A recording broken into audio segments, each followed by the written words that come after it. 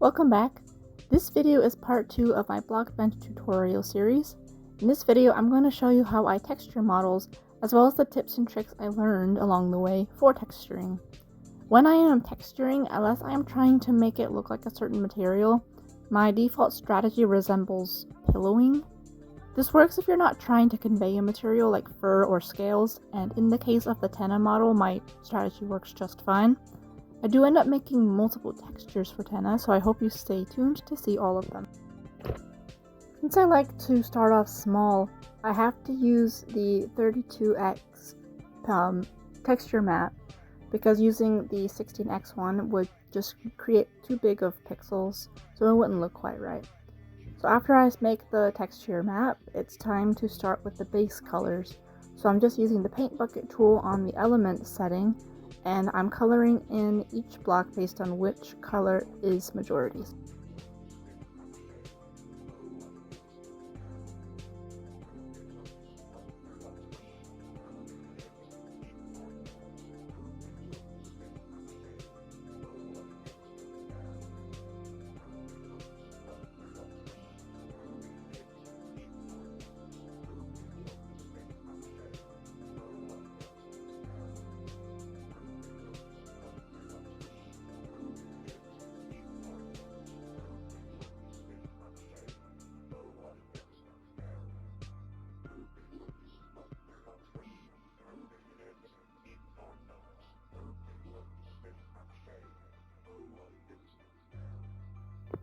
Once all the blocks are colored, I start working on the undershirt color. I noticed the tie was not centered, so I just went back and fixed that. And that sort of thing happens when you're modeling, because it can be hard to tell when something is centered. And once all those fine details are done, it's time to start the shading process. So when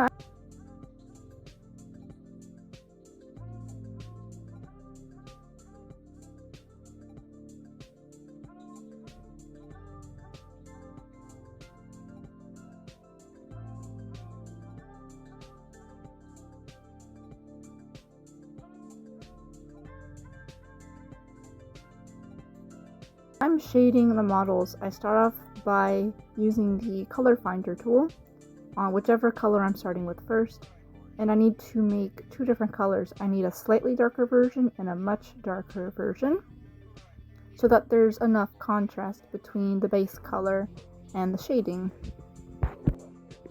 I noticed as I was working I didn't quite like the colors I initially chose, so what I did is I used the paint bucket tool on the colors setting, and I just clicked the color I wanted to change, and it changed every color on that block that had the same initial color. So that dark color that I didn't quite like, all of those dark colors on that one face of the block changed to the new color. That's a quick way to fix any sort of mistakes while you're working, instead of having to go in there with the paintbrush tool and fix it one by one. To save yourself time, definitely turn on the mirror painting option. You just click the little button at the top of the screen, and you can fix it to change which axis you want it to reflect. It just depends on your model and how you want to do it, but by using the mirror painting, it'll paint the other side of your model, so you only really have to do about half the work.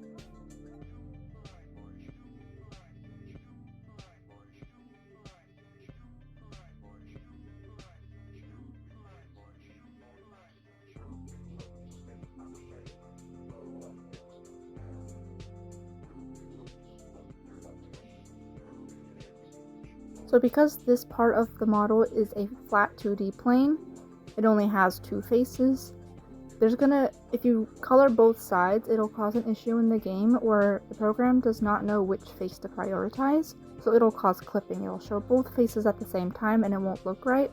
So what I have found to combat this is to erase one of the sides. If you absolutely have to make a piece on your model that needs both sides covered, but you want it as close to flat as you can get, you're going to want to make sure it's not a completely flat plane. So you want to add some depth to it, otherwise you're going to have that clipping issue. As you're working through your model, you might think, this doesn't look right, this doesn't look good, and what I've noticed when texturing is that it always gets worse before it gets better. Even when I was making this model, I was a little bit hesitant, like, oh, I don't think that's gonna look right, I don't think I picked the right colors. But once you finish and take a step back, it definitely all came together.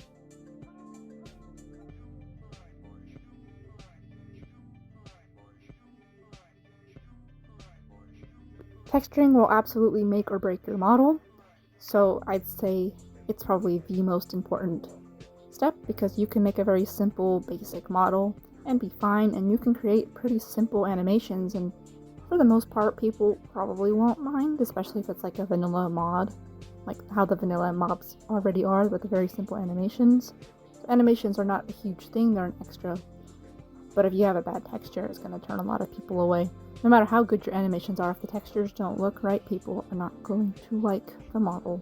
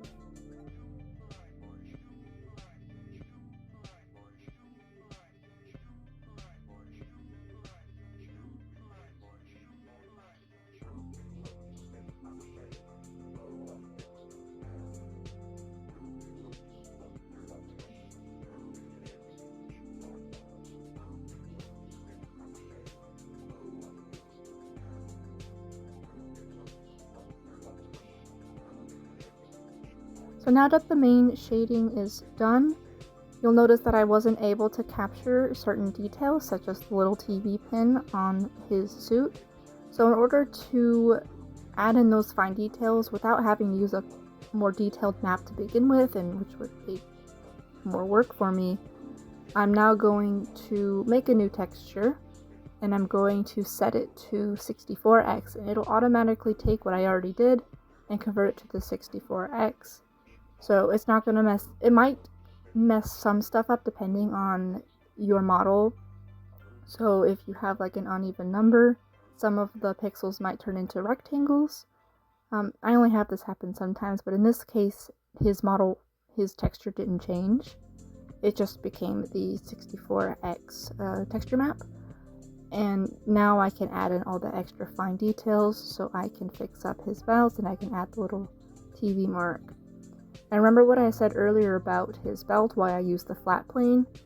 As you'll see in the video, that is why I used a flat plane rather than using 2 separate pieces or even 4 separate pieces. It was much easier just to make a plane, color it, and erase the parts I don't need. And remember, since this is a flat plane, I also have to erase the back, otherwise it's going to cause clipping.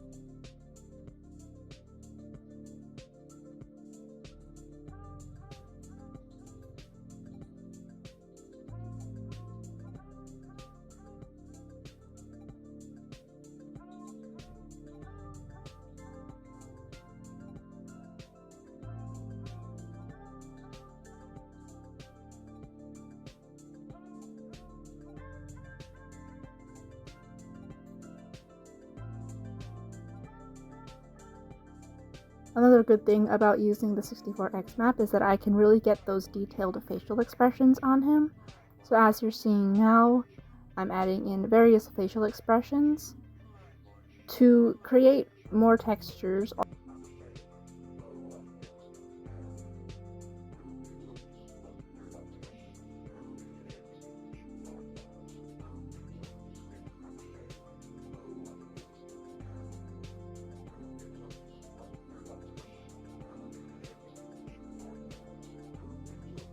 All you have to do is right click or highlight your texture on the left, and you can right click and click duplicate, or you can press Ctrl D and it'll just copy the exact same texture you had. And this is what I did to make all of the textures that I ended up making, so it saves a lot of time. The base texture that didn't change. The only real thing I was changing was his facial expressions.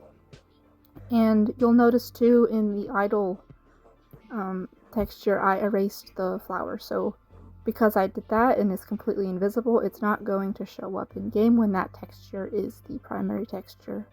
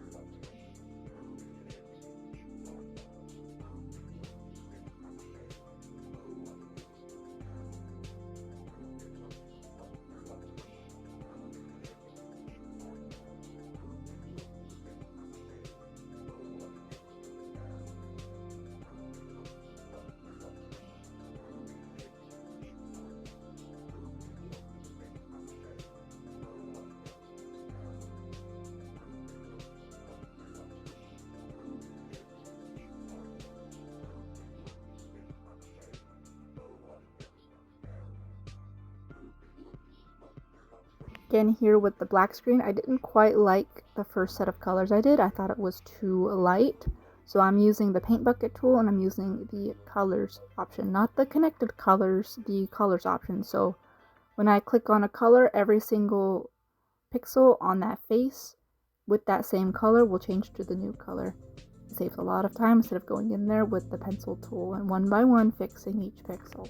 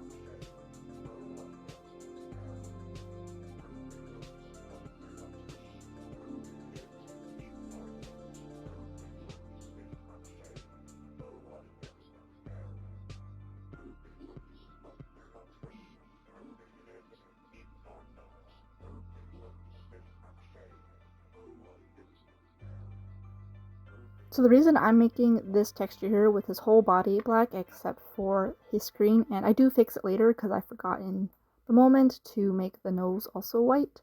The reason I'm doing this is to make a glow map, so this is going to overlay the model on top of the primary texture, and any part that is white or just not black, it will glow like a spider's eye in Minecraft. Anything that is black, it will not glow. Once the textures are done, it's time to duplicate everything so that he has both arms, both legs, a completed flower, and both antennas. I'm doing this by clicking on the bone, closing the bone, and then pressing Ctrl D. And then I can go up to transform and I can flip it on whichever axis I need to flip it on. The reason I close the bone before duplicating it is because if I leave the bone open, Sometimes BlockBench will duplicate everything inside the bone you're trying to duplicate, so it'll duplicate all the cubes, but they'll be inside each other, and that gets really complicated. And I want them to be two separate limbs, so I need them separate from each other.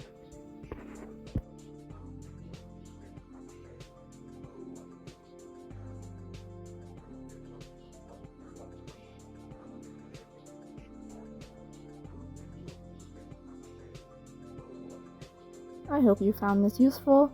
I definitely wish I knew about this kind of coloring strategy before I started making models. If I knew it sooner, it would have been a lot better. So hopefully this helps save some of you some heartache out there. Or maybe it'll be a good starting point until you find a better strategy that you like. Thank you for watching to the end, and I hope to see you next time. The next video is going to cover animations, which take the longest and are probably one of the bigger learning curves. Like, it's probably a bit more difficult for some than the texturing or the modeling.